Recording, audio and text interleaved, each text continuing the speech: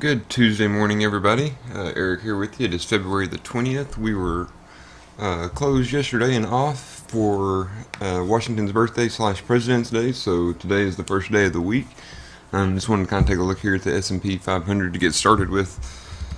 We kind of have been talking about this 618 as being an area that we wanted to start selling into, so we have now reached that, and the market's kind of acting today a little top heavy in the sense that they have decided to we're modestly down right now at the moment. So this zone is kind of what we wanted to look to sell into. It had quite a few resistance levels in there in place. So we had the 618 that we were talking about. We had the 618 we were talking about there. We also had the 50-day moving average, which is this yellow line here. And then we also had Fibonacci levels coming from other swings, and I believe it was this swing right here. And we had the 236 coming into play right in this area as well. I think it was actually right through here. So we had quite a bit of level. We had quite a few levels here that we want to keep an eye on. So like I said, I think that we're going to pewter out here at this area, and I think this is where we start looking for a pullback like to the downside. A few names I wanted to give to you this morning and stuff. I'm just seeing quite a few, and actually you just probably saw my order fill for Qualcomm. Shares had gotten beat up this morning a little bit, and this is kind of a Broadcom is trying to buy Qualcomm out. Qualcomm wasn't one to play ball, so they bid out for NXP this morning. It's a whole drama series, pretty much, that could be on HBO, but at the same time, shares of Qualcomm getting beat up about 4% today on this bid for NXPI semiconductors is who they bid for. So I just wanted to buy this little weakness as a short-term play, and I think already you can kind of see that there's buyers coming in. This is an intraday chart of 2 days worth of time, so you can see that already that after shares dove this morning, we're starting to get some buyers coming in here, and we're now rallying back to the upside. So I just jumped in some calls for a speculative play on a bounce higher, so I think that this one does end up bouncing back to the upside. But I think eventually it will come down, barring any catalyst from news or anything like that, and we will eventually ultimately test this 200-day moving average at $58. So, like I say, I think in the near term we kind of get a bounce higher just because of kind of being overdone this morning. But I do think it sets up for a move lower eventually. So, the other one I wanted to mention to you, and this is one I'm actually setting up the trade right now, is the shares of Wal-Mart. Wal-Mart reported their sales, they came in a little light versus estimates and expectations, but they did, in that headline that just popped up right down here, that's the reason that shares are getting beat this morning.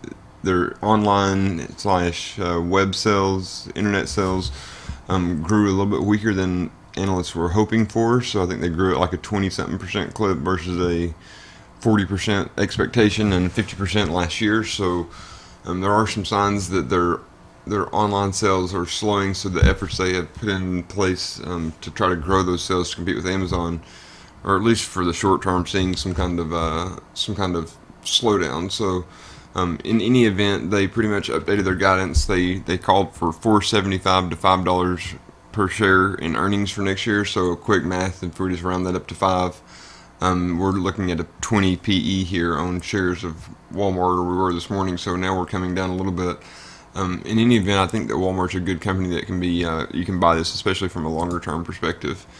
If we take a look here at the longer term chart, you can see that it's at pretty lofty levels right now, so you'd definitely probably be looking for a pullback, and so this might be what we're getting right now as we speak, is a pullback of that enough magnitude that we can start looking to jump in here. And like I say, I'm actually putting together some calls just because I think the very short term it is oversold, and it being down 10% today, which is, we're down 9% at the moment, so I think that's probably going to set us up for a bounce higher before we can continue lower. So I want to play that bounce to the upside and stuff, because like I say, I think that 9% to the ups or to the sell-off is a little bit overdone, especially for such a powerhouse in earnings and cash flows. So starting to look here at Walmart. So if you see this pullback here, and I'll make that a little bit easier to see.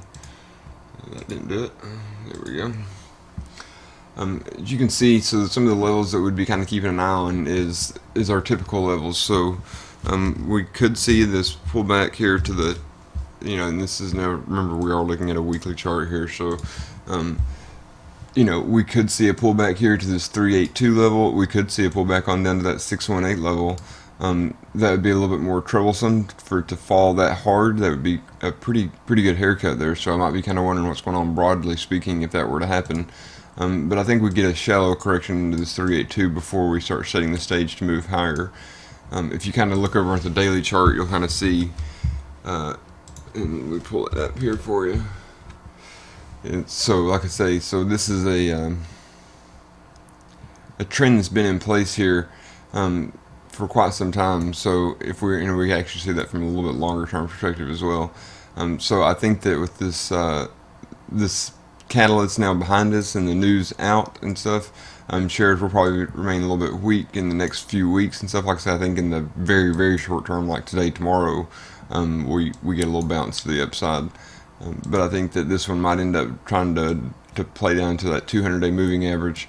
And we'll also start putting together some Fibonacci levels here to see if we have any major supports in play coming up. But I think for the short term, you can buy it for a bounce higher, but in the longer term, expect shares of Walmart to pull them back a little bit. But I think that's just giving us a great buying opportunity for a quality name that has a very solid business.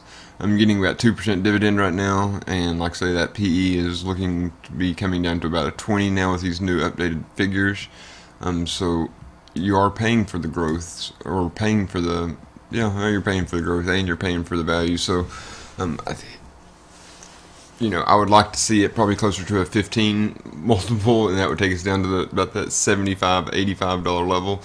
But I just don't expect us to get down to $70 or $75, honestly. I mean, maybe down to this 86, 87 area is possible, especially if the markets kind of remain weak. But I just don't see this thing getting chopped down 30-40%, and that's just my humble opinion. So, okay, I think that's about all I've got for you right now this morning. I was kind of looking over some of the trades that we've set up from previous days. Pandora, we bought that one the other day, and we sold it, and we bought it back, and so I think, and I'll pull up here just so you can see it. So we had our queue to buy on the 12th, I believe it was. Yeah. So that was right over in this area. So we bought. It spiked higher intraday over here, so we sold, and then I bought this pullback again when it dipped down below $5.